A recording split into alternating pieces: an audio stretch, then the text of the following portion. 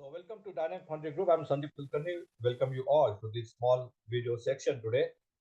Today's topic is how to calculate magnesium addition in ductile and magnesium treatment. और ये बहुत ही very critical topic है, बहुत ही popular topic है। इसके ऊपर बहुत से क्वेश्चंस हमेशा ही पूछे जाते हैं जब भी मैं किसी से मिलता हूँ, खासकर डिजाइन बनाने वाले फाउंड्रीज में जाता हूँ तो इसके ऊपर काफी सारे सवाल आते हैं। तो मैंने सोचा इसके ऊपर एक वीडियो बनाऊं। हालांकि मैग्नीशियम एडिशन का एक फॉर्मूला जरूर है जो इस वीडियो के दौरान मैं आपसे शेयर करने जा रहा हूँ। इसको इस्तेमाल कैसे करना है उसके बारे में हम बात करेंगे। लेकिन साथ ही मैं ये भी आपसे बात करना चाहता हूँ, ये भी आपको बताना चाहता हूँ कि ये फॉर्मूला जरूर है, इस फॉर्मूला का इस्तेमाल भी आप कर सकते हैं। लेकिन साथ ही में जो प्रोसेस कंट्रोल है वो प्रोसेस कंट्रोल बहुत इंपॉर्टेंट है, बहुत मायने रखता है। अगर आप फॉर्मूला इस्तेमाल करने के बाद अगर उस प्रोसेस कंट्रोल को फॉलो नहीं करेंगे तो उस फॉर्मूले से जो मैग्नीशियम की एडिशन है उससे शायद आप डिजायर रिजल्ट नहीं पा पाओगे, क्योंकि वो फॉर्मूला बेस्ड है कि आपके बाकी सारे पैरामीटर्स है, सारे कंट्रोल्स है, वो सारे कंट्रोल्स विद इन लिमिट है, विद इन एक्सपेक्टेड तरीके से डिसिप्लिन्ड वे से आप पूरी प्रोसेस फॉलो कर रहे हैं। उसको ध्यान में रखते हुए वो सारी चीजें हमने यहाँ पर ली हुई है। तो कहीं ना कहीं अगर उसमें से कुछ आपका मिस हो गया, कोई डिसिप्लिन में कहीं कमी रह गई, तो शायद ये फॉर्मूला भी काम नहीं करेगा। तो ये बहुत इंपॉर्टेंट है कि फॉर्मूला का इस्तेमाल आप ऑप्टिमाइजेशन के लिए जरूर कीजिए, लेकिन उसके पहले आपके प्रोसेस कंट्रोल में, आपके डिसिप्लिन में एक कंटिन्यूटी या फिर एक कंसिस्टेंसी लाए और ये वेरीफाई करे कि आप जो कर रहे काम वो बिल्कुल जैसे प्रमाण से है, दिए गए इंस्ट्रक्शन के हिसाब से है। आप वहां पर कुछ भी शॉर्टकट्स नहीं ले रहे हो। इसको वेरीफाई करने के बाद ही आप इस फॉर्मूले के साथ में उसे ऑप्टिमाइज कर सकते हैं। बेसिकली ये फॉर्मूला ऑप्टिमाइजेशन के लिए ज्यादा फायदेमंद होगा, ना कि इनिशियली आप स्टार्टअप कर रहे हैं एजेंट का तो उसके लिए। So let us start with the video. In ductile iron, magnesium treatment plays an important role. आप सब जानते हैं कि ductile iron का जो मेन मंत्रा है that is magnesium treatment. What differs in the cast iron and ductile iron is the magnesium treatment. So here the addition of magnesium alloy and getting desired reduced magnesium is very important. तो जैसे मैंने बताया cast iron और Aegean में जो फर्क है वो फर्क और कुछ नहीं है, तो मैग्नीशियम ट्रीटमेंट है बेसिकली। तो मैग्नीशियम ट्रीटमेंट में basically addition of magnesium alloy and getting desired magnesium is very important. तो मैग्नीशियम अलॉय की एडिशन कितनी करनी है और रेसिडुअल मैग्नीशियम जो आपको चाहिए वो आपको कितना मिलता है, आपको क्या चाहिए, वो बिल्कुल सही तरीके से मिल रहा है या नहीं मिल रहा है, तो वो बहुत इंपॉर्टेंट चीज है, मायने रखती है। तो let us go with that. To know how much magnesium alloy to be added, we are conducting this video on addition of magnesium alloy in magnesium treatment in ductile iron। तो वही एक topic लेके कि magnesium alloy कितना add करना है treatment के समय पे, उसी टॉपिक के ऊपर आज का एक वीडियो हम बनाने जा रहे हैं। तो इसे आप आखिर तक जरूर देखिएगा। ये मैग्नीशियम अलॉय का एक फोटो है। मैग्नीशियम अलॉय किस तरह से दिखता है उसका एक फोटो आपको एक एग्जाम्पल के तौर पर दिखा हुआ है। So to calculate magnesium to be added in the magnesium treatment in ductile iron we need following information. तो क्या क्या इंफॉर्मेशन चाहिए, जो फॉर्मूला हम देखने जा रहे हैं तो उस फॉर्मूले के लिए क्या क्या इंफॉर्मेशन चाहिए। तो सबसे पहले है required final magnesium at the first box. तो सबसे इंपॉर्टेंट चीज है that is the required final magnesium at the first box. तो पहले बॉक्स के लिए मैग्नीशियम कितना चाहिए वो आपको पता होना चाहिए। Again it depends. एक और यहाँ पर चीज देखना जरूरी है कि आपका पोरिंग टाइम कितना है, आप कितने समय में पूरा जो ट्रीटेड मेटल पोरिंग करते हैं। आपको फाइनल में कम से कम नॉट 3.5 या नॉट 3.5 के बीच में मैग्नीशियम लाना है। तो आपको कितना टाइम लगता है और आपका जो मैग्नीशियम लॉस है पर मिनट कितना है वो आपको कैलकुलेट करना होगा। नॉर्मली लोग 6 से 7 मिनट पोरिंग करते हैं और they have around not not 3 के करीब उनका लॉस हो। मैंने कई बार जो वेरीफाई किया है वो नॉट नॉट 3 के करीब होता है। तो ऑलमोस्ट .2 नॉट 2 5 के करीब वो लॉस रहता है। वो अगर पकड़ के चले तो 50 या 55 के करीब अगर आपका फर्स्ट बॉक्स मैग्नीशियम रहता है तो that is okay. So first box magnesium आपको निकालने के लिए आपके पास कितना टाइम आप पोरिंग करोगे, आपका मैग्नीशियम लॉस कितना है, और आपको आखिरी बॉक्स पे कितना चाहिए, वो सारी चीजें भी आपको यहाँ पर पहले वेरीफाई करनी होगी। उसके बाद ही आप देख सकते हैं कि मुझे मैग्नीशियम कितना चाहिए फर्स्ट बॉक्स के लिए। यहाँ पर हम लास्ट बॉक्स यानी फाइनल मैग्नीशियम ले रहे हैं, तो ये चीजें यहाँ पर निकालने की जरूरत नहीं। लेकिन जब भी आप फर्स्ट बॉक्स का मैग्नीशियम को देखने जाते हैं तो वो सारी चीजें मायने रखती है। यहाँ पर हम फाइनल बॉक्स मैग्नीशियम ले रहे हैं। Second is bath sulphur and final sulphur. तो बाथ सल्फर जो एक्चुअल आपका आया हुआ है उसको आपको लेना है। फाइनल सल्फर आपको एज्यूम करना है कि आप मैक्स कितना सल्फर फाइनल में चाहते हैं, उसे आपको यहाँ पर लिखना है। उसके बाद magnesium content in the magnesium alloy एक बहुत इंपॉर्टेंट फैक्टर है, आपको ध्यान रखना है कि आप जो मैग्नीशियम अलॉय इस्तेमाल करने जा रहे हैं फेरोसिलिकॉन मैग्नीशियम, उसमें कितना मैग्नीशियम है वो आपको पता होना जरूरी है। आप 5 to 7% डाल रहे इस्तेमाल कर रहे हैं, या 6 8% इस्तेमाल कर रहे हैं, या फिर 8 to 10% इस्तेमाल कर रहे हैं, तो उसमें कितना मैग्नीशियम परसेंटेज है आपको पता होना चाहिए। आपके टीसी में वो मिलेगा, आप सप्लायर से पूछ सकते हैं। तो वो बहुत ही मायने रखता है, वो इंफॉर्मेशन आपके पास होना ये मैग्नीशियम परसेंटेज या मैग्नीशियम एडेड कैलकुलेट करने के लिए बहुत जरूरी है। साथ ही में आपको टैपिंग टेम्परेचर क्या लेना है वो भी पता होना बहुत जरूरी है। That will make a huge difference in addition of magnesium.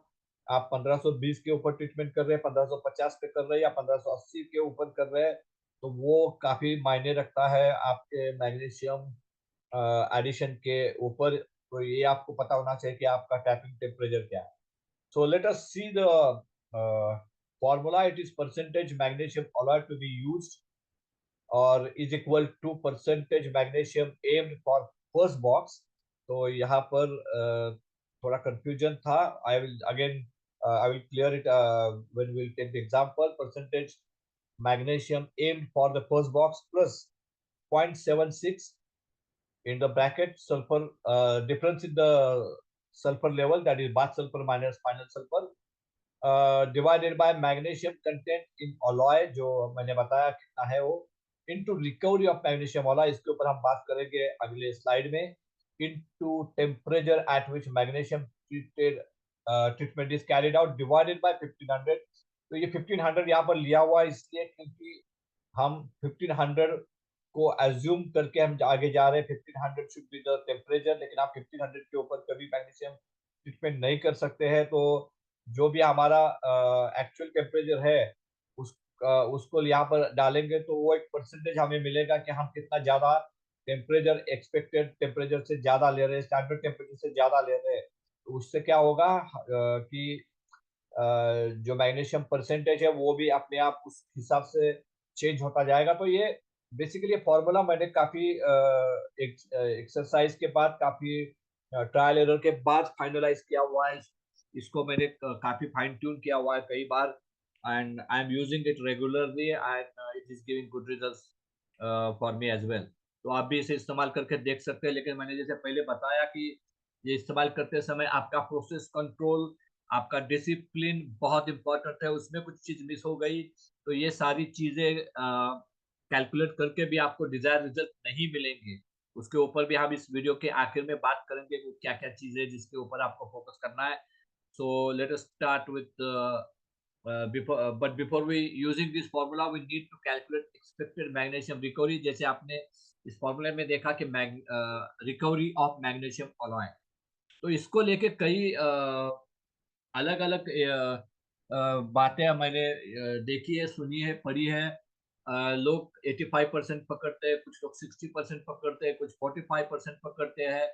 So I have done lot of practical experiences, practical exercise मैंने किए, कुछ ट्रायल एरर्स किए, तो उसके बाद मैंने इसके ऊपर कुछ जाके सोचा है, कुछ देखा है। तो I am just putting up it for you. So to recovery किस तरह निकाली जाती है इसके ऊपर हम बात करेंगे। तो for that we need to know our bath sulphur as one of the major factors that affects magnesium recovery by or converting magnesium to magnesium sulfide। तो ये बहुत इम्पोर्टेंट इसमें जो बात है, जो रिकवरी को अदा करती है, 85% होगी या 70 होगी या 60 होगी या 45 होगी, the most important thing is the sulphur level in your metal.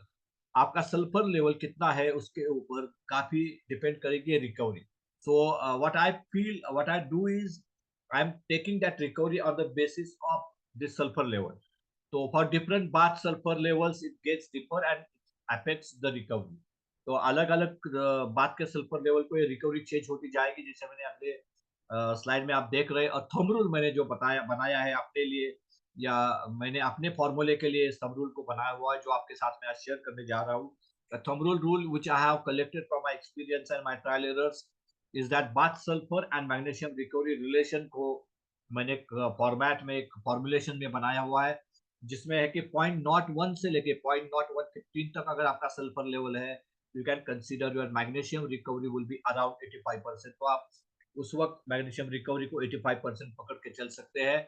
जो लास्ट कॉलम है उसमें इंटेंसिटी है ना, ट्रीटमेंट जब भी होगी, आप जब का आपका जब बाथ सल्फर नॉट 1 से लेकर नॉट 15 तक रहेगा, तो आपकी रिकवरी 85% रहेगी, तो intensity of the treatment will be very safe. आप काफी सेफ जोन में है, कोई प्रॉब्लम नहीं है, very safe. The 16, not 16 to point not 2, recovery will be around 75%, and again you will be in a safer zone। तो वहां पर भी आप काफी सेफ रहेंगे। मैग्नीशियम फेलियर के चांसेस इन दोनों दोनों केस में बहुत कम है।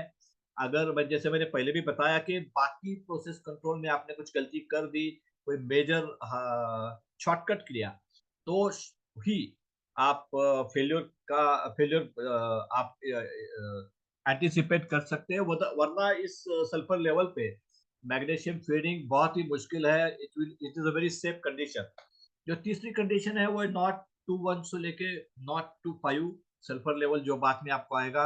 The recovery will be 65% and intensity will be critical. यहाँ पर आपको थोड़ा ध्यान देना पड़ेगा, यहाँ पर आपको थोड़ा सा कॉशियस रहना पड़ेगा, क्योंकि आपका सल्फर लेवल बहुत हाई है। तो जो भी मैग्नीशियम आप डालने जा रहे हो उसमें से काफी सारा मैग्नीशियम पहले सल्फर के साथ रिएक्ट होगा, उसके बाद जो मैग्नीशियम बचेगा वही आपको रेसिडुअल के लिए काम आएगा। तो ज्यादा मैग्नीशियम अगर आपका सल्फर के साथ जाएगा तो रेसिडुअल मैग्नीशियम कम आने के चांसेस बहुत ज्यादा रहते हैं। तो you have to be very cautious about your process control. आपका टेम्परेचर, आपका पोरिंग टाइम, आपका इनोकुलेशन, आपका ladle feeling, pocket, ladle condition, lateral design, everything you have to be very very cautious on that particular case। तो ये बहुत ही critical parameter है 21 to 25। और about 26 0 to 6 I suggest to go for desulfurization before treatment and bring sulfur level in about 3 stages। तो मैं हमेशा कहता हूँ कि नॉट 6 के ऊपर अगर आपका सल्फर लेवल है तो it is not suggested to go for direct treatment. आप उस सल्फर लेवल को नॉट टू 5 के करीब लेके आए और उसके बाद ही आप ट्रीटमेंट करेंगे तो ज्यादा बेहतर होगा, वो ज्यादा सेफ होगा। क्योंकि नॉट टू 6 के ऊपर ये और क्रिटिकल हो जाएगा, it will be become very critical. और उस सिलसिले में आपका फेडिंग के चांसेस बहुत ज्यादा बढ़ जाते हैं, नोडल काउंट के या फिर नोडुलरिटी सही नहीं आएंगी, बहुत सारे ऑक्सीडेशन होने के चांसेस है। तो बहुत सारे इश्यूज आने के चांसेस यहाँ पर ज्यादा है। आपकी बचनेबिलिटी पुअर हो सकती है, ये सिंकस टेंडेंसी बढ़ सकती है। तो इन सारी चीजों से बचने के लिए better to go bath sulphur below 0.025 और उसके बाद ही ट्रीटमेंट करेंगे तो ज्यादा अच्छा रहेगा। Let us take 4 different type of examples with different bath sulfur levels and tapping temperatures to understand this calculation। तो अब हम देखने जा रहे हैं कि किस तरह से 4 एग्जाम्पल हम लेके इस फॉर्मूला का इस्तेमाल किस तरह करेंगे वो हम देखने जा रहे हैं। So let us see these 4 examples। The example number 1, considering the percentage, aim at first box will be 0.047। तो again I am repeating that is the first box not last box। तो पहले बॉक्स का आपको magnesium यहाँ पर निकालना है। तो अगर मेरा magnesium at first box is not 47 आएगा तो last box I am anticipating around not 3। तो अगर आपको नॉट 35 चाहिए तो इसको आपको 50 या 55 तक लेके जाना पड़ेगा। तो प्लीज इसको सही तरीके से आप अपने लिए एड्रेस कीजिए। मैंने यहाँ पर 0.047 लिया है फर्स्ट बॉक्स का, तो इसका मतलब आप नॉर्मली इसमें 7 मिनट अगर पोरिंग है आपका, तो यू कैन रफली ऐड 0.02, तो आपका अराउंड 20, मैं यहाँ पर 6 मिनट के हिसाब से मैंने कैलकुलेट किया हुआ है, तो 6 मिनट से 18, 17 से 18 मेरा लॉस हो जाएगा। तो यहाँ पर normally I will get around not 3 magnesium on at the last box. तो यहाँ पर मैंने बाथ सल्फर लिया है 0.019, फाइनल सल्फर लिया है 0.015, मैग्नीशियम कंटेंट इज 6.5%। मेरे जो फेरोसिलिकॉन मैग्नीशियम मैं इस्तेमाल कर रहा हूँ 6 से 8% है, उसमें मैग्नीशियम कंटेंट है 6.5%। टेम्परेचर है 1540 डिग्री, टैपिंग टेम्परेचर मेरा है 1540 degree. metal to be treated is 535 kg, and considering बात सल्फर जो मेरा 0.019 है, तो अगर आप इस फॉर्मूले को देखेंगे तो माई रिकवरी विल बी अराउंड 75%। तो यहाँ पर मैं मैग्नीशियम रिकवरी 75% पकड़ने जा रहा हूँ। तो आप देख रहे हैं कि 0.447 मेरा फर्स्ट बॉक्स का magnesium plus 0.76 into 0.019 my bath sulphur, 0.015 my expected final sulphur, in divided by 6.5 is my magnesium in the alloy, into 75% is my recovery because my bath sulfur level is 0.019, into 1540 divided by 1500, तो 1500 की जगह मैं 1540 temperature ले रहा हूँ, तो that will also come in the picture here. So ये calculation अगर आप करेंगे तो it will be around 1.05%। तो इसका मतलब 535 किलो के लिए मुझे 1.05 या 1.1% आप बोल सकते हैं, 535 के लिए अराउंड 5.6 kg मैग्नीशियम ऑलॉयड डालना पड़ेगा।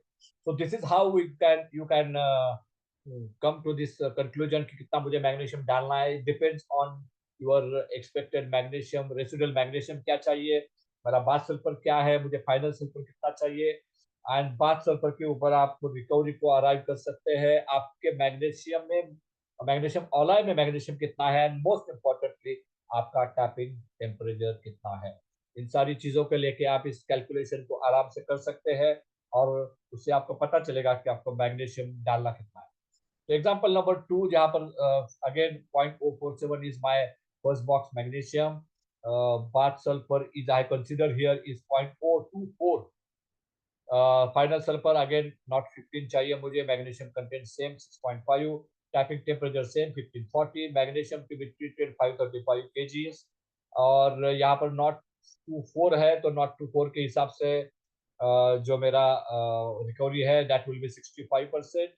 So again I am considering here is 65% magnesium recovery, so 0.045 plus 0.676 into 0.024 minus 0.015 divided by 6.5 into 65% is my magnesium recovery, into 1540 divided by 1500, so it comes around 1.3%। तो 535 के लिए मुझे 7 kg तक magnesium alloyed डालना पड़ेगा। so this is how you can go ahead with the calculations.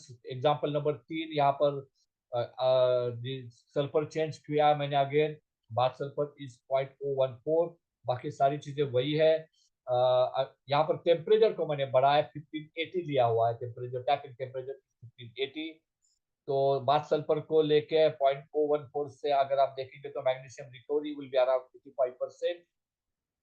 यहाँ पर मैंने मैग्ने टेम्परेचर का इम्पैक्ट इसलिए नहीं लिया है रिकवरी में, मैग्नीशियम रिकवरी जो 85% मैंने पकड़ी है उसमें, क्योंकि मैंने उसको अलग तरीके से पहले ही अपने फॉर्मुलेशन में उसका इफेक्ट देके रखा है, because we are calculating 1580 divide by 1500, तो वो जो फ्रैक्शन है जो बढ़ने वाला है, मैंने मैग्नीशियम को लॉस करने वाला है, वो फ्रैक्शन मैंने ऑलरेडी मैंने मैंने अपने फॉर्मुलेशन में डाल दिया है। So I am not taking that contribution or that impact in this magnesium recovery. तो मैग्नीशियम रिकवरी को कैलकुलेट करने के लिए मैंने सिर्फ बाथ सल्फर का सहारा लिया हुआ है, and that is what work for me in while organizing or re-coming on this calculation and re-coming on this formulation of magnesium treatment। ये फॉर्मूला मैंने 1994 में जब पुणे में मेरा 7 दिन का एजेंट का ट्रेनिंग लिया था, तो वहां पर देखा था। उसके बाद मैंने कई बार इसको अलग अलग तरीके से घुमा फिरा के इस्तेमाल किया, जो रिजल्ट्स आते गए तो उसको मैं वेरीफाई करता गया। लेकिन जब तक मैंने ये रिकवरी का फॉर्मुलेशन नहीं बनाया तब तक मुझे उसके जो रिजल्ट्स है वो अप्स एंड डाउन्स आ रहे थे। तो जब जैसे मैंने ये मैग्नीशियम रिकवरी का मेरा खुद का ये फॉर्मुलेशन डाला और उसमें टेम्परेचर का फॉर्मुलेशन डाला तो definitely I got very good results. तो मुझे काफ़ी अच्छे पॉजिटिव रिजल्ट्स इस फॉर्मूले से मिले। उसके बाद जो मैग्नीशियम परसेंटेज मुझे मिलता गया तो उससे काफ़ी I'm very happy with that, and I've done a lot of trials, errors, and I've been successful in getting and achieving the results. So that is why I'm sharing it with you again here. So 85% magnesium recovery because our sulfur level is not 0.14.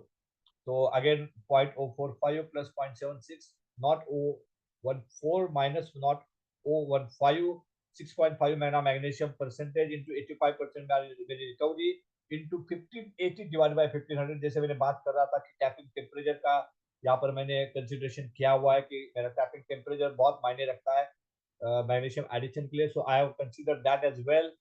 So it comes around 0.88 या 0.9%। सो with one nought 1.4 sulphur के साथ आप 0.9% magnesium इस्तेमाल करके जा सकते हैं। 535 केजी के लिए 4.72 केजी तक आप मैग्नीशियम इस्तेमाल कर सकते हैं। So this is how you can achieve the this calculation, how you can arrive at this calculation. Example number 4, that is bath sulfur is not 27. So यहाँ पर again we come to the वो जो मेरा table है उसके ऊपर अगर आप जाएंगे तो यहाँ पर आप देख सकते हैं कि उस टेबल में मैंने क्लियरली लिखा हुआ था कि नॉट 26 या उससे आगे अगर आप जाएंगे it is better to go for desulphurization. तो यहाँ पर मैं वही करने जा रहा हूँ कि नॉट 27 के साथ मैं डायरेक्ट ट्रीटमेंट नहीं करूंगा। So we go for an desulphurization and उसके बाद मैंने देखा कि डीसल्फराइजेशन के बाद ये सल्फर नॉट 22% से नीचे आया हुआ है। और उसके बाद हम वही फॉर्मूला जो पहले इस्तेमाल किया वही फॉर्मूला यहाँ पर लगाएंगे। जहाँ तक बात है डीसल्फराइजेशन के लिए तो उसके लिए आप सोडा ऐश या कैल्शियम कार्बाइड डाल सकते हैं। उसके ऊपर ऑलरेडी एक यूट्यूब पे पर वीडियो बना हुआ है जिसकी लिंक मैं इसके डिस्क्रिप्शन बॉक्स में आपको दे रहा हूँ। तो डेफिनेटली आप डीसल्फराइजेशन का ये वीडियो भी देखिए ताकि जब भी आपका सल्फर लेवल 0.26 के ऊपर जाएगा you can use that desulfurization process and reduce your sulfur level and bring it to 0.025, and then you can apply whatever condition you have with the bath sulfur जो आपका आएगा उसके बाद जो conditions आएगी उसको apply आप कर सकते हो। So that is how you can arrive it. So separate video is there available on Dynamic Farming Group for desulfurization. Please watch it and use that desulfurization process as well. डिसल्फ्राइजेशन का और एक तरीका मैंने हमेशा बताता हूँ कि आप मैग्नीशियम ट्रीटमेंट से सीधा उसको ट्रीट करके भी सल्फर लेवल कम कर सकते हो। लेकिन उसमें आपका सिलिकॉन बढ़ जाता है। सिलिकॉन बढ़ने से आपकी केमिस्ट्री हैम्पर हो सकती है। तो ये एक थोड़ा सा टिपिकल या क्रिटिकल सिचुएशन होगा। तो it is better to go for desulphurization जो सोडा ऐश और कैल्शियम कार्बाइड से किया जाता है। तो वो अगर आप करते हो तो बेहतर होगा जिससे आपका मेटल भी वही मेटल में कोई ज्यादा चेंजेस नहीं होंगे और you can use the same metal as a base metal. जो आपका सल्फर लेवल डाउन हो जाएगा तो you can use the same metal for the magnesium treatment immediate. यहाँ पर डिसल्फाइजेशन के बाद नॉट टू टू आया हुआ बात सल्फर है तो नॉट टू टू के वजह से जो मैग्नीशियम रिकवरी वी कंसिडरिंग 65%। तो अगेन 0.47 प्लस 0.76 इंटू 0.022 जो हमारा बात सल्फर आया हुआ है माइनस 0.015 डिवाइडेड बाय 6.5 मेरा मैग्नीशियम अलॉय में है वो into 65% is my recovery into 1540 by 1500। the tapping temperature मेरा 1540 मैंने कंसीडर किया है which comes around 1.27%। तो 1.3% के करीब आपका मैग्नीशियम एडिशन लगेगा। तो 535 के लिए आपको अराउंड 6.8 kg मैग्नीशियम डालना पड़ेगा। So this is how the 4 examples we have considered here। इसमें आपको मैंने समझा है कि किस तरह से इस फॉर्मूला का इस्तेमाल करना है, किस तरह फॉर्मूला आप इस्तेमाल कर सकते हैं और आपका मैग्नीशियम का जो अलॉय कितना लगेगा वो निकाल सकते हैं। तो उसमें इम्पोर्टेंट चीजें आपको जो पता होना चाहिए आपको आपका फर्स्ट बॉक्स का जो मैग्नीशियम कितना चाहिए आपको वो डालना है। उसके बाद आपको डालना है आपका बाथ सल्फर, फाइनल सल्फर, आपको बाथ सल्फर से रिकवरी आएगी, उसके बाद आपको डालना है टैपिंग टेम्परेचर। ये 3-4 चीज़ें आपको पता होंगी, तो डेफ़िनेटली आप इस फ़ॉर्मूले का इस्तेमाल करके मैग्नीशियम परसेंटेज को निकाल सकते हैं।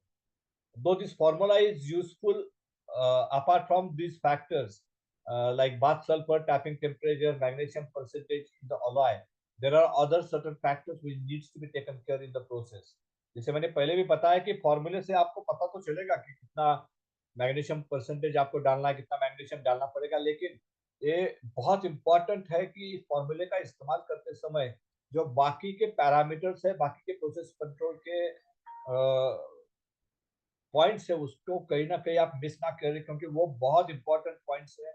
वो पॉइंट ही आपको बेसिकली मैं अच्छा एजेंट बनाने के लिए हेल्प करेंगे, क्योंकि अगर आपने उन पॉइंट को नज़रअंदाज किया, शॉर्टकट लिया उसमें और ये फ़ॉर्मूले के ऊपर आप मैग्नीशियम डालेंगे, तो कई बार ये हो सकता है कि आपको रिज़ल्ट ना आए, because you have taken some shortcuts. तो ये पॉइंट्स क्या है, सबसे पहले तो मैग्नीशियम अलॉय का साइज़। आपने परसेंटेज तो पकड़ा है, साइज़ का कहीं भी हमने इस्तेमाल नहीं किया फ़ॉर्मूले में। तो आपका साइज़ क्या है? आपका ट्रीटमेंट कितने केजी का है? कौन से लेवल में कर रहे हैं? कितने केजी ट्रीटमेंट बना रहे हैं? और उस हिसाब से आपका मैग्नीशियम का साइज़ एडिक्वेट है कि नहीं, वो बहुत मायने रखता है। Second is ladle design. जो ट्रीटमेंट लैडल है, उसका डिज़ाइन भी बहुत मायने रखता है। It should be 1:2, preferably 1:3। अगर आपका 1:3 रहेगा तो दैट इज़ मोर हेल्पफुल। लेकिन आप 1:2 से भी काम चला सकते हैं, लेकिन below 1:2 it is not viable, it will not help you. वो लैडल का डिज़ाइन इज़ वेरी इंपॉर्टेंट। इस डायमीटर टू हाइट रेशियो उसका आपका मेंटेन होना चाहिए। Then packing and poking of material, आप जब भी ट्रीटमेंट लैडल का फिलिंग कर रहे हैं तो उसका पैकिंग और पोकिंग बहुत इंपॉर्टेंट है। That is very important. And pouring time to be maintain within 7 minutes is very important. मैंने यहाँ पर 7 मिनट लिखा है, लेकिन लोग कई लोग 5 या 6 मिनट में भी पोरिंग करते हैं, तो maintaining that is very important. उसको उससे आप डिले करोगे तो डेफिनेटली आपका रेसिडुअल मैग्नीशियम कम हो जाएगा। Then your covering punching quality is very important, because covering punching plays an important role in jam. It is most neglected material but very very important material in ductile iron। इस सारे treatment का अगर कोई बड़ा नुस्खा है तो ये दैट इज कवरिंग पंचिंग। उसके ऊपर सेपरेट वीडियो मैंने ऑलरेडी बनाया हुआ है, जो यूट्यूब पे ऊपर अवेलेबल है। उसकी भी लिंक मैं डिस्क्रिप्शन बॉक्स में दे रहा हूँ, तो उसे भी जरूर देखिए, क्योंकि जैसे डिसल्फ्रेशन है वैसे ये covering punching plays an very important role. आप सारी चीजें करेंगे, मेरे फॉर्मूले से आप मैग्नीशियम निकालेंगे, डालेंगे, ऊपर की 4 चीजें करेंगे, लेकिन आपका अगर कवरिंग पंचिंग सही नहीं है, उसका पैकिंग सही नहीं है, उसका कवरिंग सही नहीं है, उसकी क्वालिटी सही नहीं है, तो ये सारी चीजें जो हमने की है, सारी चीजें वेस्ट हो जाएंगी। तो that covering punching plays a very very important role in magnesium treatment. तो मेरे ख्याल में वो बहुत ही इम्पोर्टेंट एस्पेक्ट है इस सारे मैग्नीशियम ट्रीटमेंट में, तो उसको भी आप बिल्कुल नजरअंदाज मत कीजिए। तो ये अगर आप ये 5 चीजें अगर आप पंचसूत्री अगर इस्तेमाल अच्छी तरह से करोगे और साथ ही में मेरे फॉर्मूले का इस्तेमाल करोगे, मेरे फॉर्मूले के हिसाब से आप आपका बात का सल्फर मेंटेन करोगे, टैपिंग टेम्परेचर मेंटेन करोगे, और उसके हिसाब से जो मैग्नीशियम परसेंट आता है उसको डालेंगे, तो डेफिनेटली आपको जो रिजल्ट है, मनचाहे रिजल्ट मिलेंगे, and you will achieve what ever you want. आप ऑप्टिमाइज कर सकते हैं आपके मैग्नीशियम एडिशन को। आप उसको सही तरीके से प्रिडिक्ट कर सकते हो कि मुझे इतना मैग्नीशियम चाहिए तो मैं इतना डालूंगा तो उतना आ जाएगा। ये सारी चीजें आप प्रिडिक्ट कर सकते हो, जिससे आपका मैग्नीशियम का जो एडिशन है वो ऑप्टिमाइज हो जाएगा। तो all this thing has to be very very carefully monitored, and this is how what why I want to share with you the formula for addition of magnesium, कितना magnesium डालना उसका formula आपसे के साथ share करने जा रहा था, जो मैंने ऑलरेडी किया है। उसके कुछ नुस्खे हैं, जैसे मैग्नीशियम रिकवरी का परसेंटेज किस तरह से निकालता हूँ मैं, किस तरह से मैंने कुछ ये फॉर्मूले में कुछ जो तब्दीलियां की है उसके बारे में मैंने आपको बताया। किस तरह से मैंने टैपिंग टेम्परेचर का पूरे फॉर्मूले में इस्तेमाल किया है, उसके इम्पैक्ट का इस्तेमाल किया है, वो मैंने आपके साथ शेयर किया है। अगर ये सारी चीजें आप सही तरीके से यूज करेंगे तो डेफिनेटली आपको जो डिजायर रिजल्ट है मिल जाएंगे, and hope it will help you in improving your magnesium treatment and magnesium recovery and magnesium additions as well. So thank you very much for watching, and I hope it will be very useful video for you. Thank you.